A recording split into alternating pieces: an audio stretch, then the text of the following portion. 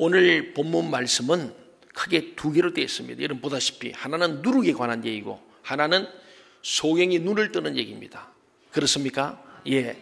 그 먼저 누룩을 우리 보게 되면 떡을 걱정하는 제자들이 14절부터 16절에 나오고, 예수님 볼 때 지금 떡 얘기가 아니고 누룩 얘기하는데 엉뚱한 얘기하니까 그 제자들이 동문서답을 보고 꾸짖는 예수님이 17절부터 21절에 나옵니다. 그리고 22절 이하에서는 눈이 밝아진 맹인에 대한 얘기로 우리가 볼 수 있습니다. 먼저 떡을 걱정하는 제자들을 보니까요, 예수님이 이방 땅에서 700여, 유대 땅에서 500여 기적을 일으키고 난 뒤에 주님께서 이제 표적을 구하는 바리새인들의 그 비방과 그들의 어떤 음모를 피해서 배를 타고 건너편으로 떠나오시는 장면이 나옵니다. 그런데 오늘 본문 14절을 보니까 제자들이 걱정하는 게 있어요.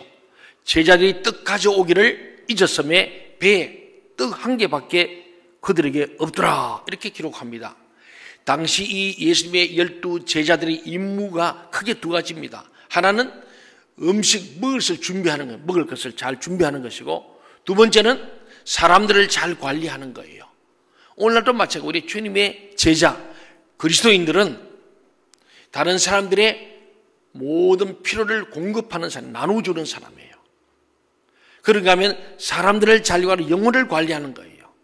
그래서 우리 제자가 되기 위해서는요, 다른 사람 잘 대접하고 섬기는 자가 되는 것, 그리고 사람들, 내 셀원들, 영혼을 잘 관리하는 것이 어쩌면 오늘 우리와 같은 것인지로 모릅니다. 그래서 다음 주 우리가 셀 컨퍼런스를 합니다. 우리 전 성도가 셀이 뭔지를 알고 셀에 함께 참여하고, 또 리더들은 자기 맡겨진 영혼들을 잘 돌보는 일, 이것이 제자의 사명이었습니다. 그런데 떡을 하나밖에 안 가져온 거예요. 여러분 700여가 끝난 뒤에 남은 게 몇 광줄이죠? 7광줄이.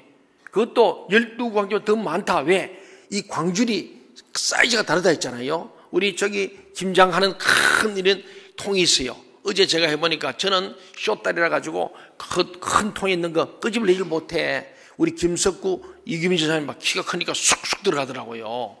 예, 저는 잘못하면 거꾸로 박힐 뻔했어요. 이제 그런 큰 통에 7광줄이 그렇게 남았던 거예요. 그러면 쟤들이 그 챙겨와야 되거든요. 근데 배 타고 막 바쁘게 오다 보니까 안 챙겨온 거 하나밖에 없는 거예요. 그래서 제 아들이, 야, 이거 큰일 났다. 우리가 음식을 맡았는데 음식 어떡하지 막 걱정하고 있는 거예요. 그래 주님은요, 오늘 이 이스라엘 전체 백성들의 영적 상태를 보시면서 마음이 많이 힘들어 하십니다. 왜? 바리새인들, 사두개인들, 이들 보니까 하나를 믿지 않는 거예요. 말로는 믿는 것 같은데. 근데 심지어 3년간 가르친 이 제자들도 영적 상태가 온전치 못한 거예요. 그 주님은 지금 누룩 얘기하는데 자기들은 떡 얘기하고 있는 거예요. 사람들이 뭔가 생각이 콜똘히 하다 보면요, 그 말밖에 안 들리는 거예요. 오늘 제자들도요, 떡 생각만 하다 보니까 예수님 와서 누룩의 의미를 모르고, 아이고 떡 안 챙겨왔네, 그 생각만 하고 걱정하고 있는 걸 보게 됩니다. 그때 예수님께서 하신 말씀이 15절 말씀입니다. 우리 같이 한번 읽어봅시다. 15절 시작. 예수께서 경고하여 이르시되 삼가 바리새인들의 누룩과 헤롯의 누룩을 주의하라 하시니. 예, 주의하라. 뭘 주의하냐? 바리새인의 누룩, 헤롯의 누룩을 주의하라는. 근데 제자들 16절 바로 뒤에 보면요, 이 누룩에 대한 의미를 모르고는 또 떡 얘기하는 거예요. 떡. 예, 늘 먹는 것만 하십니다. 무엇을 먹을까, 입을까, 마실까, 이것만 관심이 있으니까 육적인 필요, 영적인 부분에 관심이 없는 거예요. 주님이 영적인 부분으로 누룩을 주의하라 이 말을 한 거예요. 그런데 이들은 육적인 부분만 생각하고 떡 얘기를 하며 자기들끼리 수군거렸더라. 다시 말하면, 야, 네가 챙겨와야 되냐, 너가 서로 막 책임을 전가하면서 누가 떡 안 챙기냐, 이 책임 누구냐, 책임을 묻고 있는 거예요. 그러나 예수님의 관심은 떡이 아닌 바리새인들과 헤롯의 누룩에 관한 것입니다. 이처럼 나의 육적인 필요만 집중할 때 정작 영적인 가르침은 깨닫지 못하는 거예요. 자기 생각을 너무 깊이 하면은 엉뚱하게 들리는 거예요. 설교자의 의도, 하나님의 말씀은 잘 안 들리고 자기 생각을 너무 깊이 하면은 하나님 말씀도 아전 인수기로 들리고 사단의 거짓 메시지를 들을 수가 있는 거예요. 그것은 다음 주에 보겠지만은 사람의 일을 깊이 생각한 사람은 하나님의 일이 안중에도 없는 거예요. 그래서 예수님께서 이 사탄아 물러가라. 너는 어떻게 하나님을 생각하고 사람 일만 생각하냐? 오늘 우리 모두가 사람 일만 생각하지 말고 하나님 일을 생각할 줄 믿습니다. 아멘. 사랑하는 성도 여러분, 예수님이 나에게 주의하라고 명하시는 누룩은 무엇인가? 그래서 누룩이 뭔가를 얘기할 겁니다. 나의 누룩이 뭔가? 나의 육적인 필요에만 집중하더라 주님의 의도를 잘못 파악하고 있지는 않습니까? 내 욕심 때문에 거기에 탁 집중되어 있어가지고 다른 말이 안 들리고 다른 생각이 안 나고 주님의 의도와 주님의 뜻을 잘못 파악하고 있지는 않는가? 우리가 돌아봐야 합니다.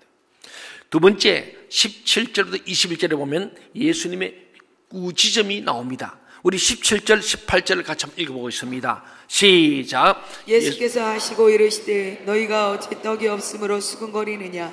아직도 알지 못하며 깨닫지 못하느냐? 너희 마음이 둔하냐? 너희가 눈이 있어도 보지 못하며 귀가 있어도 듣지 못하느냐? 또 기억하지 못하느냐? 예.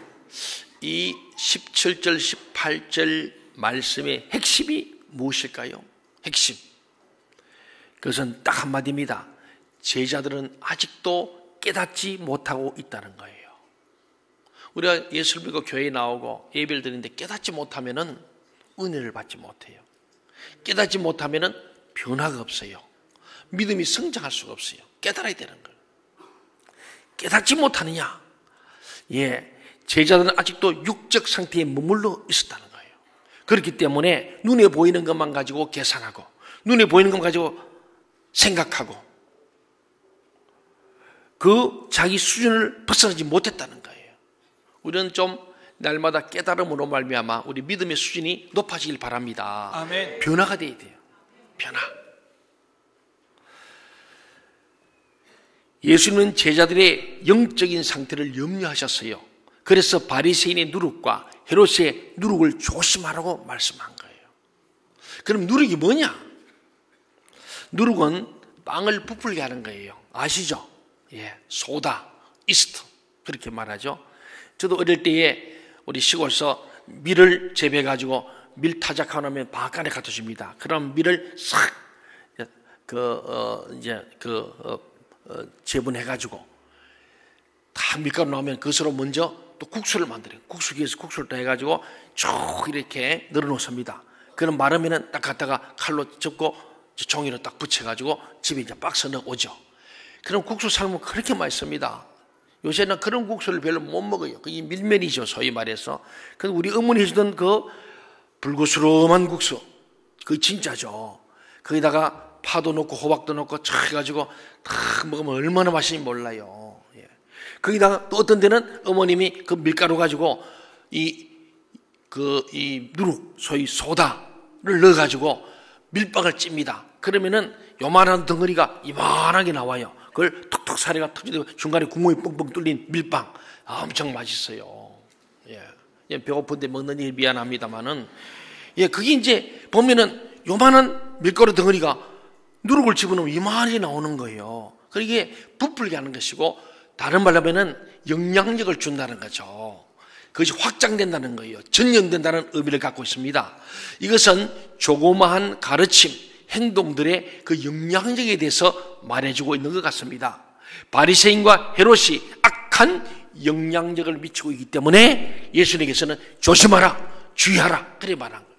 좋은 영향이면은 권장하셨겠죠. 그런데 나쁜 영향이기 때문에 이 헤롯 바리새인의 누룩은 나쁜 것이니까 나쁜 것이 자꾸 확장되고 전염되니까 이거는 너희가 조심해라 그런 말씀이었어요. 그럼 바리새인의 누룩은 뭐냐? 한마디로 말하면은 종교적인 형식주의가 바리새인의 누룩을 말하는 거예요. 이들은 종교인이에요. 겉으로 보기에는 하나님을 잘 믿는 것 같은데 실제는 영혼 사랑도 없고 진정한 이웃 사랑이 없는 거예요. 그게 바리새인들이었어요.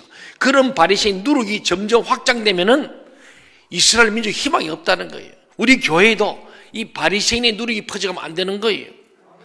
그것은 회칠한 무덤 같아가지고 껍데기는 근사한데 내용이 없다는 거예요.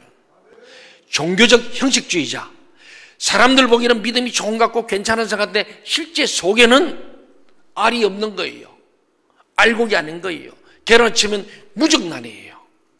유정란이 되어야 반드시 제자가 제자를 낳고 생명을 낳는 거예요. 그 생명에 영향을 줘야 되는데 생명 없는 악한 누룩, 이런 영향을 주는 것이 바리새인의 악한 영향력 누리라고 그렇게 말씀합니다. 그러면서 그들은 다른 사람들도 그렇게 해야 한다고 가르치는 거예요. 자꾸 전파하는 거예요. 전염하는 거죠. 악한 영향력이 자꾸 퍼지게 하는 거예요. 그리고 사람들이 그들이 행하는 모습을 보면서 또 막 따라가더라는 거예요. 그게 좋은 줄 알고. 이것이 바로 누룩이다, 그래 말합니다. 그럼 헤롯의 누룩은 무엇이냐? 헤롯은요, 정치적인 귀회주의자입니다. 다시 말하면 자기가 정치적 야욕을 위해서는 기회를 틈타서 어떤 악한 일이라도 행하는 사람이 정치적 귀회주의자 헤롯 왕이었어요. 여러분 잘 아는 대로 광야에 외치는 자, 이 세례자 요한을 자기의 그 불륜에 대해서 비난하고 정죄하고 회개하라고 요구할 때 그가 그것을 거부하고 믿다고 그를 잡아 가두었잖아요.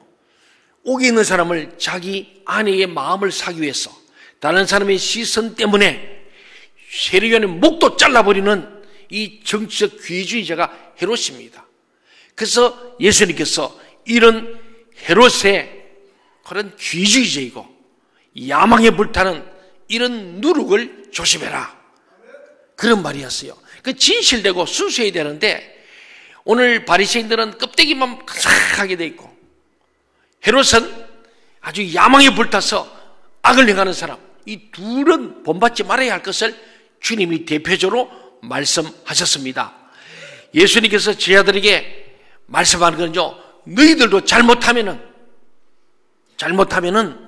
바리새인들처럼 될 수 있고 또 너희들이 잘못되면 헤롯처럼 그렇게 살 수 있다. 오늘 저와 여러분도 헤롯의 누룩이 퍼질 수 있고 바리새인 누룩이 퍼져서 형식주의적인 사람, 사람들 보이기에만 걸사고 속에는 더러움이 있을 수 있고 헤롯처럼 정치적으로 어떤 권력의 야심 때문에 악을 행할 수 있으니 너희들도 잘못하면 다시 하나님 말씀대로 하나님 뜻대로 하나님의 선하시고 기뻐하시고 뜻이 모르고 자꾸 그들을 따라가다 보면 너희들도 세속주의에 물들어서 형식주의적인 사람, 귀주의 사람이 될 수 있다. 그것을 조심해라. 그래서는 안 된다. 그런 말씀을 주님이 하신 줄로 믿습니다. 사랑하는 성도 여러분, 눈이 있어도 보지 못하고 귀가 있어도 듣지 못하는 말씀은 무엇입니까? 주께서 말씀을 깨닫지 못하는 나를 꾸짖어 주시는 것이 사랑임을 믿습니까? 예, 이걸 믿어야 성숙한 거예요. 듣기 좋은 얘기 듣는 게 아니고 참 귀에 듣기 거북하고 내 마음을 찌르고 양심이 찔리는 얘기를 들을 때에 그 꾸짖음이 주님의 사랑이라는 거예요. 아멘. 주님은요, 징계가 없으면 사생자다 그랬습니다. 오늘 말씀을 들을 때 주님 저 말씀 저희 주는 말씀입니다. 내게 누룩이 있었구만요. 헤롯처럼 내가 귀주의자이고 굉장히 권력지상주의자인 그런 야욕이 불타는 헤롯 같은 누룩이 내 속에 있습니다. 주님 제가 하기를 원합니다. 내가 바리새인처럼 사람들 보기에는 껍데기는 근사한데 내용은 내가 없습니다. 이걸 깨달으면서 회개하고 변화된다면 우리의 믿음의 수준이 나아질 줄로 믿습니다. 아멘. 그렇습니다. 마지막으로 눈이 밝아진 맹인을 말씀합니다. 22절 26절 말씀이죠. 예수님께서 이방 땅에서 베시다로 오셨습니다. 베시다에 도착한 예수님께 사람들이 맹인 한 사람을 데려와서 손을 대주기를 안수해 주기를 바랐던 거예요. 근데 예수님은 그에게 손을 대서 안수하지 않고 그냥 그 맹인된 사람이 손을 붙들고 오히려 마을 밖으로 나가십니다. 이런 치료법은 많은 사람들 앞에서 병자들을 고치신 전례에 의하면은 매우 이례적인 모습이거든요. 사람 보는 앞에서 주님께서 병을 고쳐주셨잖아요. 예. 바로 말씀하시고 고치시는데 이번에는 맹인을 때리고 아무도 안 보는 곳으로 마을 밖으로 나가서 단둘이 조용한 곳에서 고치러 나가셨다는 거예요. 왜 그랬을까요? 이것은요, 여러 가지 해석이 가능하면 크게 두 가지입니다. 하나는 그걸 보고 잘못된 숭배를 하지 않도록 또 흉내내지 않도록 하기 위한 것이 첫 번째고, 두 번째는 이 맹인의 인격을 존중해서 그랬습니다. 왜냐하면요, 그 당시에 맹인들은요 다 거지였어요. 눈이 어두우니까 밥벌이도 못하고, 그러니까 빌어먹는 사람이에요. 그러니까 거지니까 이 외모가 더럽고 비참한 모습입니다. 그런데 자기가 못 볼 때는 몰랐는데 눈을 뜨면은 자기의 모습을 보고 수많은 사람들 앞에 서게 되면 얼마나 부끄럽겠습니까? 그 주님은 이 맹인의 인격을 존중해서 부끄럽지 않도록 배려하시면서 이렇게 하신 거예요. 우리 주님은 참 사랑이 많으신 분입니다. 동의하십니까? 그렇습니다. 마찬가지로 예수님은 오늘날도 우리의 인격을 존중하셔서 사람들 앞에 부끄러움을 당하지 않게 하기 위해서 조용히 그 일을 행하고 계시다는 사실입니다. 그를 고치신 다음에 예수님이 묻습니다. 드디어 거기에 침을 뱉어가지고, 그러잖아요. 당시의 관습 따라서 침을 그 눈에 뱉어가지고 조용히 취했습니다. 그런데 눈을 문질러 주시고 보이느냐? 무엇이 보이느냐? 물어본 거예요. 그랬더니 이 맹인이 뭐라 그랬어요? 예, 사람이 보이나이다. 사람들이 보이나이다. 그 다음 말이 중요해요. 나무 같은 것들이 걸어가는 것을 보나이다. 자기 생각에 움직이면서 사람이라고 인증은 되어 있으니까 사람이 보인다 했는데 사실은 사람이 아니고 희미하게 나무 같은 것들이 막 보인다는 거예요. 완전히 치유된 거예요? 안 된 거예요? 예, 안 된 거예요. 자기는 그냥 관점 속에 사람이 보인다 했는데 진짜 사람이 보이는 게 아니고 나무 같은 것들이 걸어가나이다 이러는 거예요. 맹인은 이 치유의 과정을 거치면서 마음의 감동을 느꼈을 것입니다. 그러므로 그는 예수님께서 뭐가 보이냐고 물으실 때 눈을 떠서 봤던 거예요. 눈을 뜨고도 못 보는 게 맹인 아닙니까? 그런데 믿음의 눈을 떴어요. 우리 주님께서 침을 뱉어서 발라주시고 보이느냐 하니까 믿음으로 눈을 뜨고 보려고 하니까 보이는 보이는데 희미하게 보였다는 거예요. 깨끗하게 보인 게 아니에요. 희미하게. 그는 솔직하게 예수님께 자신의 상태를 이야기한 거예요. 보이기는 보이나 완전히는 안 보인다는 이야기였습니다. 중요한 이야기입니다. 여러분 솔직해야 돼요. 자기에 대해서 홀쭉하지 않으면 안 됩니다. 그는 자기 자신의 상태를 정확히 알고 있었어요. 그래서 정확하게 주님께 고백한 거예요. 주님 보이는 보이는데 완전치는 않습니다. 희미합니다. 오늘 이 맹인이요, 자기 상태를 정확히 솔직하게 그냥 제대로 안 보이는데도 예수님 잘 보입니다. 너무 감사합니다. 그래서 평생 희미하게 사는 거예요. 희미하게. 그런데 보이는 보이는데 희미합니다. 완전하지 않습니다. 그래서 주님께서 두 번 안수하시는 거예요. 오늘 저번에 두 번이든 세 번이든 10번이든 계속 주님을 만나야 할 줄 믿습니다. 그래야 눈이 정말 믿음의 눈이 뜨여야 돼요. 그럼 자유해요. 평안해요. 그래서 의리가 넘쳐. 그런 사람은 안 알려도 하나님이 시키십니다. 이게 중요하단 말씀입니다. 사랑하는 여러분, 마가가 왜 이 사건을 기록했을까요? 육신적인 치유가 이렇게 일어나는 것처럼 영적인 눈의 치유도 이렇게 일어날 수 있다는 것을 말해주고 있는 거예요. 육신의 과정처럼 영적으로 그래요. 우리가 하나님을 바로 알지 못하면은 눈으로 얼굴과 얼굴을 대해보지 봐야 됩니다. 거울로 보는 것처럼 희미하게 보지 말고 얼굴과 얼굴을 대해보는 것처럼 내가 직접 주님을 만나야 합니다. 다음 인카운트에 꼭 참여해요. 주님 못 만나놓고 왜 안 만나러 옵니까? 만날 때까지 계속 인카운트 하세요. 주님 만나 주십니다. 한 번 안 되면 두 번, 세 번. 오늘 이 맹인이 주님이 능력이 있겠어요? 한 번에 그냥 훤히 보이게 하시지. 왜 주님이 이렇게 두 번씩 안수하시고 이걸 마가가 이렇게 기록했을까? 그런 주님께서 육적인 문제도 한 번에 만족이 안 될 수 있다. 영도 마찬가지다. 우리가 한 번 안 되면 두 번, 세 번 계속한다. 안 되면 내가 아직 부족합니다. 희미합니다. 주님을 내가 똑똑히 보길 원합니다. 주님이 다시 안수하시니까 그가 주목하여 보았다고 말합니다. 예수님을 똑바로 쳐다봤다는 말씀이죠. 그제야 완전한 치유가 일어났습니다. 그렇잖아요.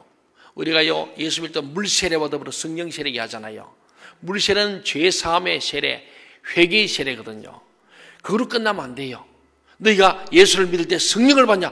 못 들어봤습니다. 우리는 요한의 물세례밖에 모릅니다. 그랬더니 성령 세례 받아야 돼. 다시 불세례, 성령 세례 받아야 능력을 얻게 돼. 그랬거든요. 오늘 저와 여러분이 물세를 넘어 성령 세례 받는 것처럼 한 번 안 되면 두 번, 두 번 안 되면 세 번 주님 앞에 계속해서 주님을 가까이 할 수 있기를 간절히 소원합니다. 아멘. 영적 상태를 아는 것은 너무나 중요합니다. 21절이 그 말이에요. 너희가 아직도 깨닫지 못하느냐는 말씀은 제자들도 두 번째 안수가 필요한 사람들이었다는 의미입니다. 완전히 보지를 못했다는 거예요. 우리의 영적 상태도 그럴 수 있습니다. 사실은 절반쯤 치유받았으면서 마치 다 치유받은 것처럼, 다 아는 것처럼 착각하며 살아가고 있지는 않습니까? 제가 어릴 때 그 책에서 배운 겁니다. 된 사람, 난 사람 이렇게 배웠어요. 아마 50 넘은 분들은 알 거예요. 이기빈 사람 모르죠? 예, 못 들었을 거예요. 어린 사람 몰라요. 50 넘은 분들은 학교 다닐 때 초등학교 때 나오는 겁니다. 된 사람, 사람이 되어 있다는 거예요. 1차 된 사람이 되고 난 뒤에 배워서 된 사람이 되고 뭘 아는 사람이 난 사람 되어 있다는 거예요. 되지도 않고 들지도 않은 사람이 나면은 곤란한 거예요. 교회 지도자라는 게 그런 거 아니겠습니까? 먼저 사람이 되어야 돼요. 인간이 되어 있다는 거예요. 그 다음에 배워야 돼. 자꾸 배워서 뭔가 알아야 돼. 아는 사람이 지도자 돼서 난 사람이 될 수 있다. 저는 어릴 때 그 말을 늘 마음에 가 있어요. 먼저 인간이 되어야 한다. 그리고 열심히 공부해야 한다. 된 사람이 된다. 그때 하나님께서 우리를 쓰신다. 오늘 우리는 되지도 않고 들지도 않으면서 날려고 하면 안 된다. 그런 말씀을 오늘 이 말씀에 너희가 아직도 깨닫지 못하느냐. 다 깨닫는 여러분 되시기 바랍니다. 아멘. 깨닫는 사람은 시험에 들지 않습니다. 악에 빠지지 않습니다. 깨달으니까 주님의 뜻이 뭔지를 아는 거예요. 그러면은 되든 안 되든 우리 인생에 있어 사업이 실패하든 흥황하든 내가 건강하든 아니든 범사에 감사하게 될 줄 믿습니다. 그렇습니다. 사랑하는 여러분, 오늘 제자들도 두 번째 안수가 필요한 것처럼 우리에게도 두 번, 세 번 계속해서 영적 상태가 계속 주님을 만나고 성령의 기름이 넘치기를 간절히 소원합니다. 아멘. 예수님의 두 번째 안수를 구해야 합니다. 성도는 하나님 나라를 위해서 사명을 감당하고 그것을 완수하고자 날마다 말씀으로 분별하는 지혜를 가져야 할 줄 믿습니다. 오늘도 눈을 밝히시고 귀를 열어주시고 마음을 여시는 주님을 만나는 이 시간 꼭 되시고 오늘 여러분이 주님 앞에서 기도하는 마음으로 하나님이 눈을 밝혀주어서 일꾼들을 많이 뽑을 수 있는 눈을 열어주시고 귀를 열어주시고 마음문이 열리는 은혜가 임하기를 주 이름으로 간절히 축원합니다. 아멘. 기도하겠습니다.